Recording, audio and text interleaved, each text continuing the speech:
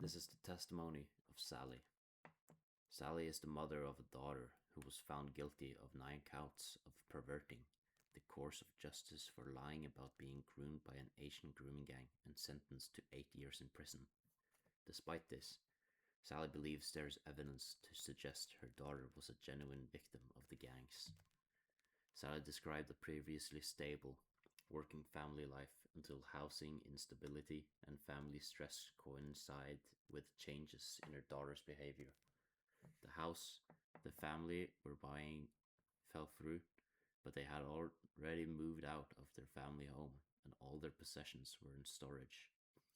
A family friend were able to rent them a part renovated property on a short-term basis, but it was not ideal for a family with 4 children.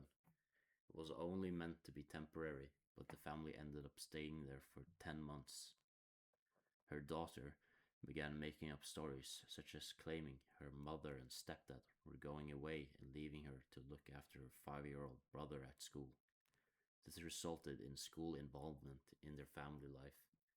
The stresses the household was under led to arguments that brought in both the police and social services. After leaving school at 16, Sally's daughter began working at a local pub. On one occasion, she was invited to a party. Sally received a call later that evening from one of her daughter's friends saying that her daughter was lying on the pavement outside the property. If Sally couldn't pick her up, they were going to take her to the bus stop and leave her there, as she was making too much noise. When their mother found her lying on the ground, she was making a horrendous wailing sound and kept saying not to touch her. Her mother recognized that something was seriously wrong and took her to the hospital. Sally's daughter told the nurse carrying out the examination that she had been sexually assaulted. The hospital notes recorded that her genitalia were swollen and red. The hospital reported the incident to the police. Sally's daughter then received threats via Snapchat, became scared about the outcome of the case, and withdrew from the process. Around the same time, social services closed their case on the family. Sally believes her daughter did not want to invite more trouble into the household. It later emerged in court that they had all been smoking cannabis. Sally believes her daughter had participating and that something had happened to her, but she was found guilty of lying about being raped. Sally's daughter then began working as a kitchen assistant at a care home and a glass collector at a nightclub, in addition to her pub job. After turning 18, she was able to work behind the bar at the nightclub, where her behavior began to change. She would return home with cuts and bruises. On one occasion, she came back with a black eye and said there had been a fight in the nightclub and she had been hit accidentally. She appeared more tired and distressed than usual. Sally began to notice that her daughter's phone would ring regularly, with Asian men's names appearing on the screen. When asked about them, her daughter tried to hide the calls. The bar manager stopped her daughter from working on the main floor because she was small and they struggled to keep track of her. They also ensured she was always paired with an older member of staff, as the Asian men would harass her if she was working alone. One Asian man gifted her a gold chain. Sally's daughter began saying she wanted to move away from home. She had regularly traveled to a nearby town by train. Sally would pick her up and drop her off at the station, and she never appeared to have been drinking or using drugs. One day, Sally returned home to find her daughter had left her with her possessions and was ignoring her calls. She told work colleagues that she had moved because her stepfather was harming her, but this was not true. After a few days of investigation, Sally managed to find where her daughter had moved to. When she arrived at the flat, she found her daughter with 2 police officers to whom she had been reporting an allegation of rape. When her daughter handed in her phone as evidence, the police found hundreds of messages from Asian men. They believed she was being groomed. She was later found guilty of lying about the rape she had reported. Over the course of the following year, Sally reported her daughter missing 39 times. She would often turn up in various towns across regions, battered, bruised, intoxicated, or on drugs. She was usually without underwear and spent increasing amounts of time in hospital. One police force made a referral to the NRM, believing she was the victim of a trafficking.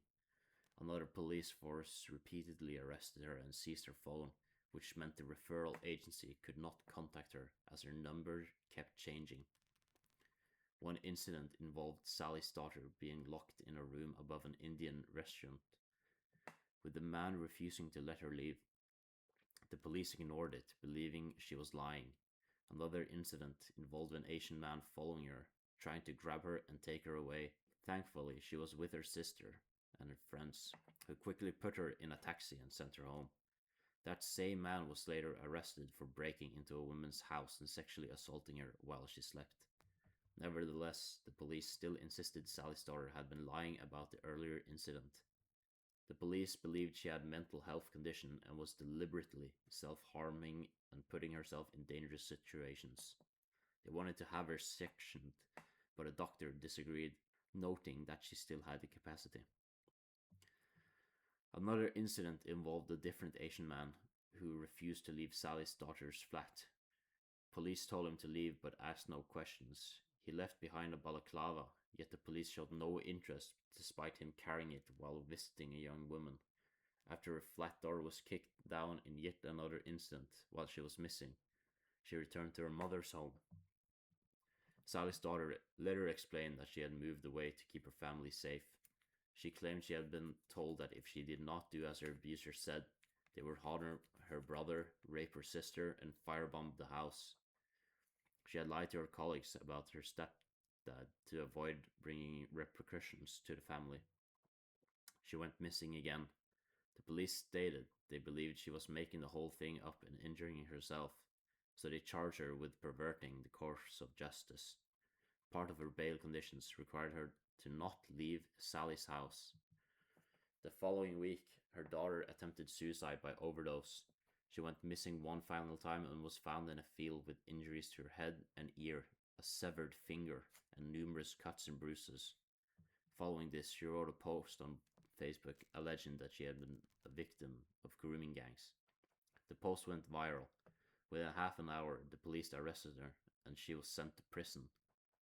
Following her daughter's conviction, the family experienced sustained harassment and intimidation, particularly from one Muslim man. Sally reports repeated failures by the police to protect them. She believes her daughter was a vulnerable young woman who lied at times but nevertheless groomed.